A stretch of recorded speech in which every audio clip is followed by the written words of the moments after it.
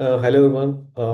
आज 11 जनवरी 2026 है और हम आज एनालिसिस करेंगे कि लास्ट वीक निफ्टी में क्या हुआ, ओवरऑल इंडियन स्टॉक मार्केट में क्या हुआ। तो लास्ट वीक निफ्टी में काफ़ी अच्छी गिरावट आई। हमें काफ़ी वीक्स के बाद, ऑलमोस्ट 1 ईयर के बाद 26,200 पे ब्रेकआउट मिला था, और जो कि 26,300 तक गया। लेकिन लास्ट वीक जो काफ़ी मुश्किल से एक ब्रेकआउट हुआ था, वो उसके नीचे मार्केट क्लोज हुआ, जो कि अच्छा नहीं है। क्योंकि एक बार ब्रेकआउट होने के बाद फिर से नीचे अगर क्लोजिंग हो रही है तो वो कहीं ना कहीं वीकनेस दिखाती है मार्केट की। तो हम का सारी चीज़ें चार्ट पे भी देखेंगे कि यूएस मार्केट कैसे परफॉर्म किया, हमने जो स्टॉक के बारे में डिस्कशन किया था वो कैसे परफॉर्म किया। तो basically let me share my screen.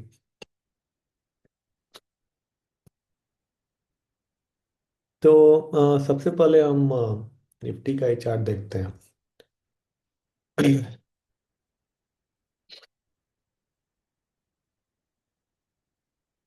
तो निफ्टी में आप यहाँ पे देख पा रहे हैं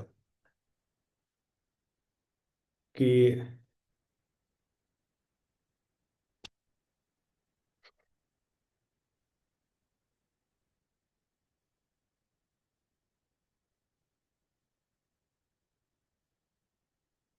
एक हमें जो एक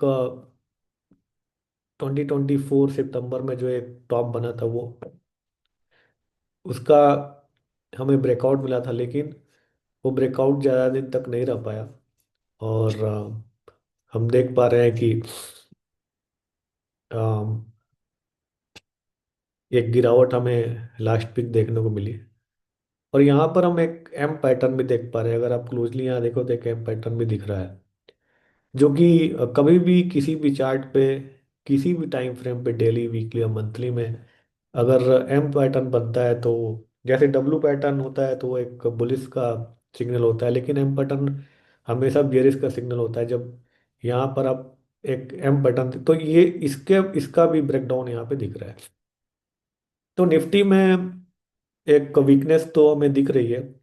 और जब तक अगेन ये 26,320 के ऊपर क्लोज ना हो, तब तक हम मार्केट में स्ट्रेंथ नहीं देखेंगे। निफ्टी ऑलरेडी यूएस को और सबको अंडर परफॉर्म किया लास्ट 1 ईयर में। अ, जबकि यूएस मार्केट तो काफ़ी अंडर परफॉर्म किया है दूसरे वर्ल्ड मार्केट को, जो कि हम देखेंगे अभी। लेकिन मोस्टली हमने देखा है कि निफ्टी हमेशा यूएस मार्केट को फॉलो करती है। अगर कुछ दिन तक अंडर परफॉर्मेंस रहती भी है कंपेरेटिवली डाउ जोन्स और यूएस मार्केट को, लेकिन वो आगे नहीं पीछे कैचअप करती है। और हम देख रहे हैं कि यूएस मार्केट तो ऊपर जा रहा है, लेकिन निफ्टी काफ़ी अंडर परफॉर्म कर रही है कंपेरेटिवली यूएस मार्केट।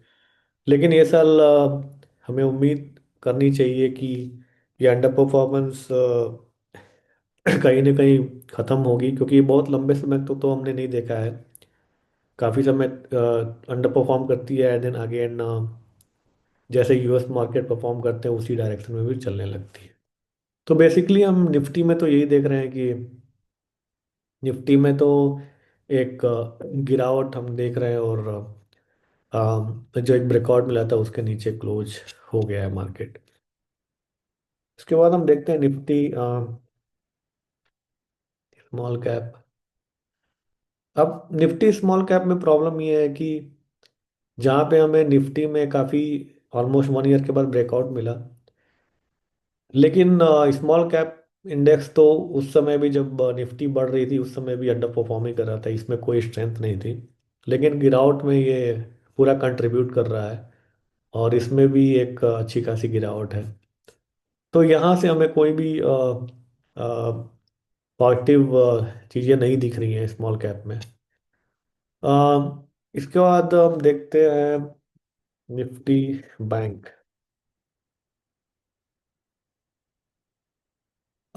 निफ्टी में भी गिरावट हुई, लेकिन बैंक निफ्टी में अभी भी ब्रेकआउट के ऊपर है और काफ़ी स्ट्रांग है। इसमें भी गिरावट हुई, लेकिन बहुत ज़्यादा गिरावट नहीं बोलेंगे। अभी भी निफ्टी बैंक काफ़ी स्ट्रांग दिखता है कंपेरेटिवली वो निफ्टी। फिर हम देखते हैं निफ्टी पीएसयू, और इसमें भी कोई काफ़ी बहुत कोई बड़ी गिरावट नहीं है, अभी ब्रेकआउट के ऊपर है। और गिरावट काफ़ी मामूली है, इसमें कोई बहुत ज़्यादा गिरावट हम निफ्टी पीएसयू बैंक में भी नहीं देख रहे हैं। इसके अलावा हम देखेंगे निफ्टी मेटल। निफ्टी मेटल में भी गिरावट हुई, लेकिन जो एक ब्रेकआउट हुआ है उसके ऊपर ही है। और काफ़ी कंपेरेटिवली निफ्टी तो निफ्टी मेटल भी अच्छा ही परफॉर्म कर रहा है। तो ये तो हो गया इंडियन मार्केट। इसके अलावा हम देखते हैं डाउ कैसे चल रहा है।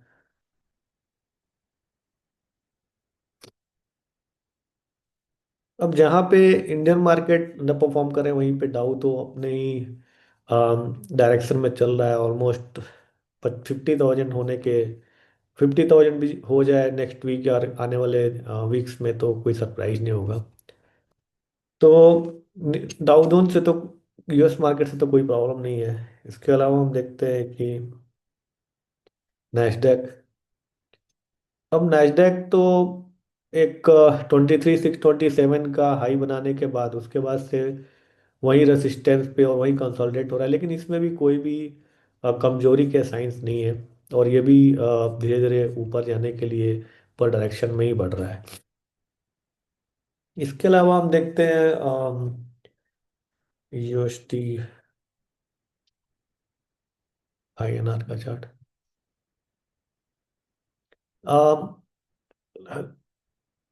यूएसटी आईएनआर में भी एक गिरावट आने के बाद अब थोड़ी तेजी हमने देखा है, लेकिन बहुत ज़्यादा कोई स्टीप तेजी इसमें भी अभी नहीं दिख रही है। तो ओवरऑल मार्केट निफ्टी को देखते हुए वीक दिख रहा है।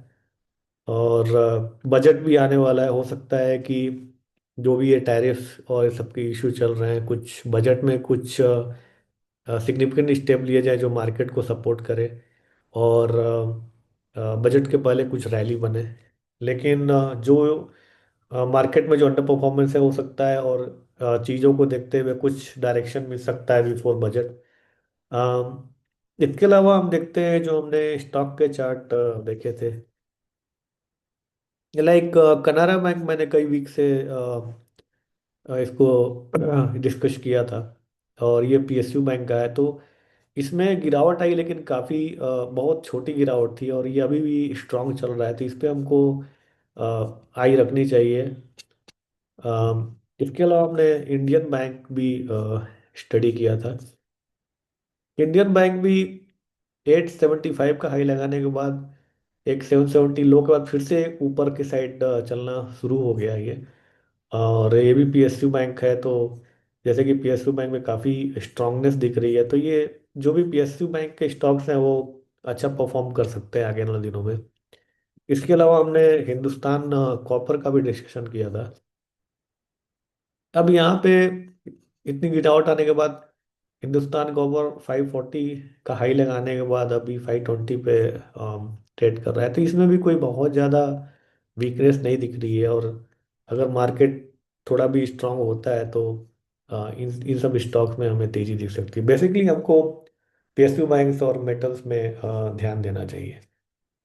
तो thank you for watching videos. और मिलते हैं नेक्स्ट वीक के अगेन निफ्ट मार्केट ओवरव्यू को लेके। Till then, thank you so much.